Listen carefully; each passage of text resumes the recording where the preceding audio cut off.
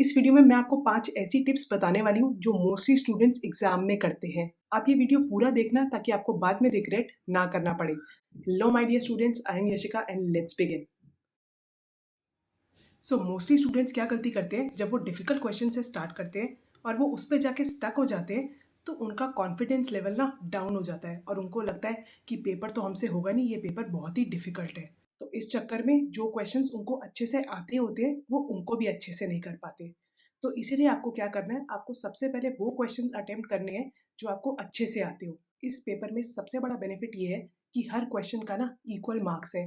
तो चाहे वो आसान क्वेश्चन हो या वो डिफिकल्ट क्वेश्चन हो, उनके मार्क्स सेम ही है। इसीलिए अगर आप डिफिकल्ट क्वेश्चन पे ज़्यादा टाइम स्पेंड कर भी दोगे तो उसका कोई फ़ायदा नहीं है। तो इसीलिए आपको जितने ज़्यादा क्वेश्चंस आते हैं पहले उनको करो। जब वो हो जाए तब आप उन क्वेश्चंस पे टाइम लगाओ जो थोड़े से चैलेंजिंग है। नहीं तो मोस्टली स्टूडेंट्स के साथ क्या होता है कि वो डिफिकल्ट क्वेश्चन को देख के डर जाते हैं। और कई बार तो मैंने ऐसा भी सुना है कि स्टूडेंट्स जो है पूरे ब्लैंक हो गए हैं आधा आधा घंटे तक अपने पेपर में। तो ये मिस्टेक आप बिल्कुल भी मत करना। बट एक चीज़ आपने मेक श्योर करनी है कि जितने क्वेश्चंस एक सेक्शन में दिए हुए हैं अटेम्प्ट करने के लिए, आपको उतने ही करने हैं। मान लो जैसे सेक्शन ए में आपको 20 क्वेश्चंस अटेम्प्ट करने हैं 25 में से, तो आप मेक श्योर कि आप 20 ही अटेम्प्ट करो, ज़्यादा ना कर दो किसी भी सेक्शन से। अब दूसरी गलती मोस्टली स्टूडेंट्स ये करते हैं, क्वेश्चन आता हुए भी ना वो उसका आंसर गलत दे देते हैं। इसका सबसे बड़ा रीज़न ये होता है कि वो क्वेश्चंस को अच्छे से रीड नहीं करते कि क्वेश्चंस में एक्चुअली पूछा क्या जा रहा है, हमें क्या आंसर करना है। इसीलिए चीज़ें आते हुए भी वो आंसर गलत लिखाते हैं। तो मेक श्योर आप क्वेश्चन को पढ़ने में कोई भी जल्दबाजी मत करो। अच्छे से क्वेश्चन पढ़ो, उसको समझो वो क्या कह रहा है। आपको टाइम सफिशिएंट रहेगा कि आप क्वेश्चन को अच्छे से पढ़ के आंसर दे पाओ। नेक्स्ट चीज़ है कि स्टूडेंट्स जो होते हैं ना एमसीक्यू में काफ़ी कंफ्यूज हो जाते हैं कि इन दो ऑप्शंस में से कौन सा चूज करें। कई बार पता ही नहीं लगता कि ऑप्शन सारे सिमिलर होते हैं कि सही आंसर है कौन सा। तो मोस्टली स्टूडेंट्स एमसीक्यू को सॉल्व करने के लिए क्या स्ट्रैटेजी यूज करते हैं कि वो चूज करते हैं कि इनमें से कौन सा सही आंसर होगा। ये चीज़ अगर न्यूमेरिकल्स है तो ठीक है, या और कुछ टाइप के क्वेश्चन है तो ठीक है, बट जब आपके आंसर जो हैं एक दूसरे से मिलते जुलते हो तब कैसे सही आंसर को सेलेक्ट करें। तो उसके लिए मैं आपको स्ट्रैटेजी बताती हूँ। आपको क्या करना है, आपको सबसे पहले ढूँढना है कि रॉन्ग ऑप्शंस कौन से हैं।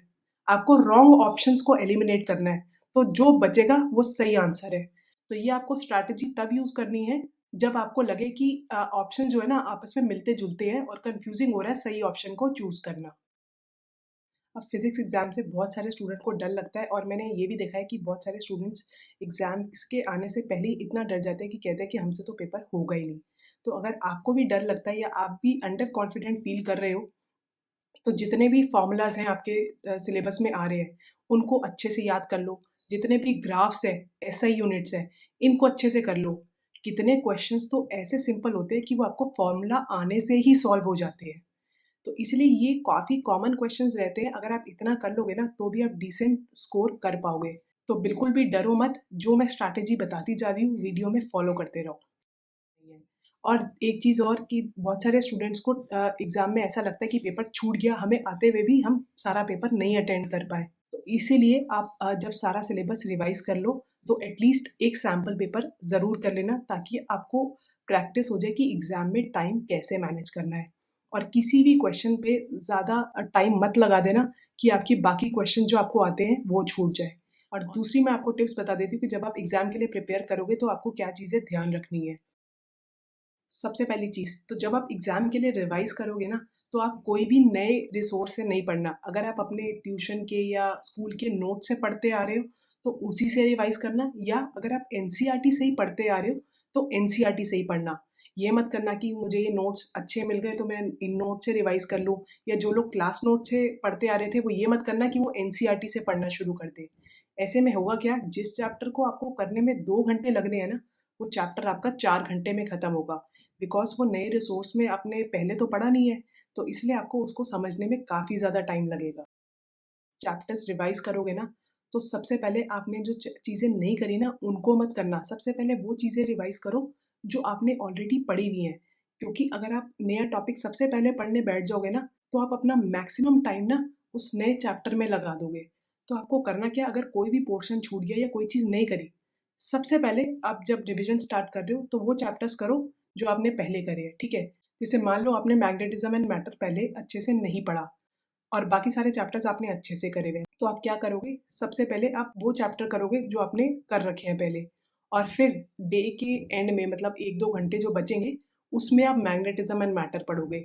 ये नहीं कि आप सारा दिन जो है मैग्नेटिज्म एंड मैटर को पढ़ने में लगा रहे हो और जो चैप्टर्स आपने पढ़े हुए हैं उनको आप रिवाइज करने में टाइम ही नहीं दे रहे। एंड लास्ट चीज़ मैं आपको बताना चाहूँगी कि हो सकता है जैसे पैटर्न सैम्पल पेपर में दे रखा था पेपर का वैसा ना आए, बिकॉज क्लास 10th का जो मैथ्स का पेपर हुआ है उसमें सेक्शन सी में 10 क्वेश्चन आने थे और वो 4 क्वेश्चन आए हैं।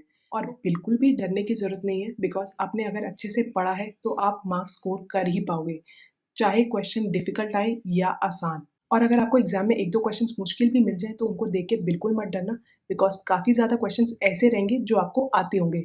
ऑन टॉप ऑफ दैट आपको चॉइस भी मिलेगी एग्जाम में, और मुझे कमेंट्स में लिख के बताओ कि आप नेक्स्ट वीडियोस मुझसे कौन सी चाहते हो। All the best for your exams, see you next time.